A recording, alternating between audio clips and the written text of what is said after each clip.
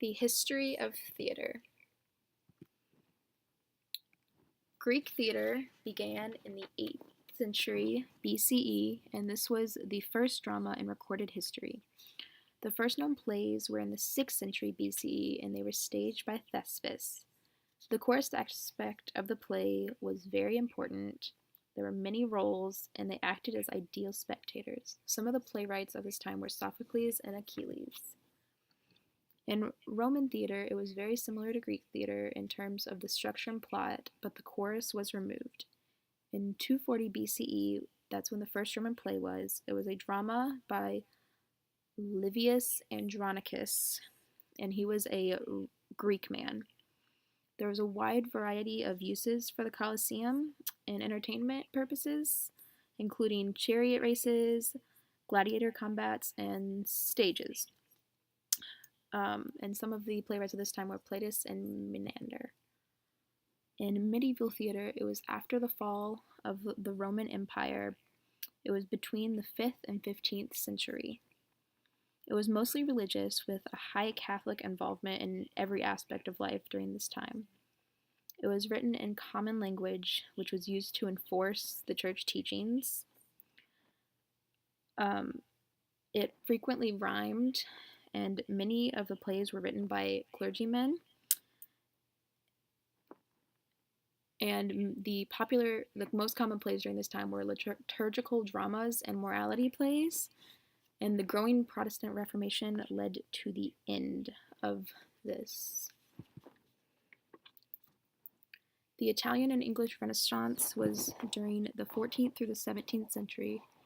These plays were very philosophical. It began in Italy and spread to all of Europe due to the invention of the printing press, which allowed artists to share their ideas quickly.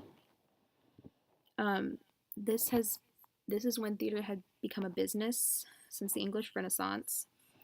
Queen Elizabeth I removed the more religious aspects from theater and added more professionalism, allowing artists to have more freedom in the shows.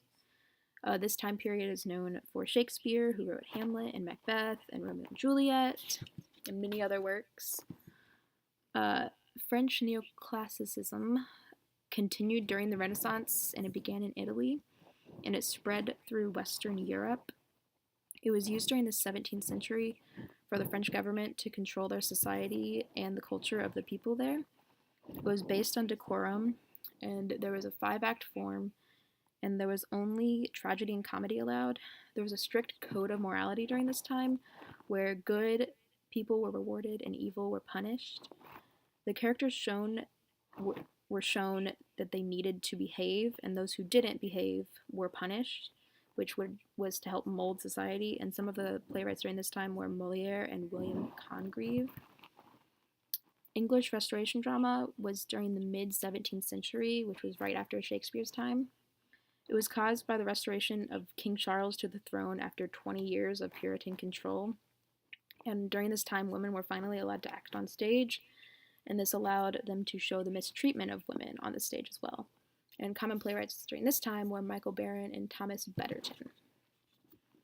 Melodrama was the most popular form of theater during the 19th century, and it was presented in 2D stock characters such as the villain, the hero, and the heroine.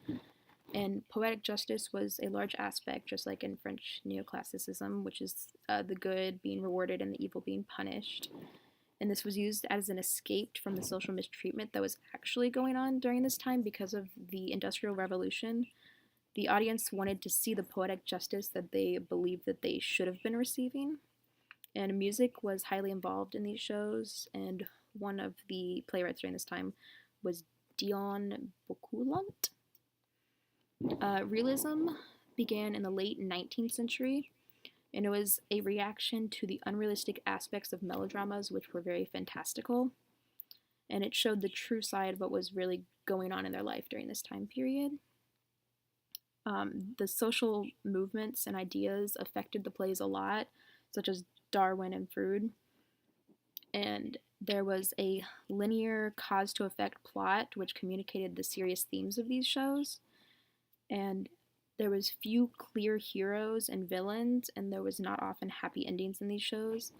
And some of the playwrights during this time were Henrik Ibsen and Anton Chvosk. And absurdism began in France during the mid-20th century as a reaction to world events such as World War II, the Holocaust, and the production of mass weapons of destruction.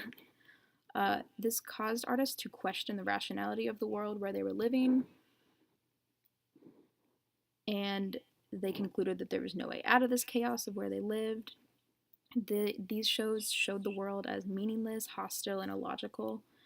A lot of these shows had a circular shape, meaning that they often ended where they began. And there was a theme throughout a lot of them with humans being trapped where they can't escape, which was a reaction to what was occurring in the world around them. In postmodern dramas, they began in the late 19th century, and these looked inward for meaning in places such as dreams and their emotions and in their subconscious mind. It emphasized subjectivity over objectivity and didn't focus on the text. It spun the text in an unexpected way, in an abnormal way that people usually wouldn't. An example of this is Julie Taylor's The Lion King. And my sources were Explore Theater, Backstage Pass by Michael O'Hara and Judas Sebastian. Thank you.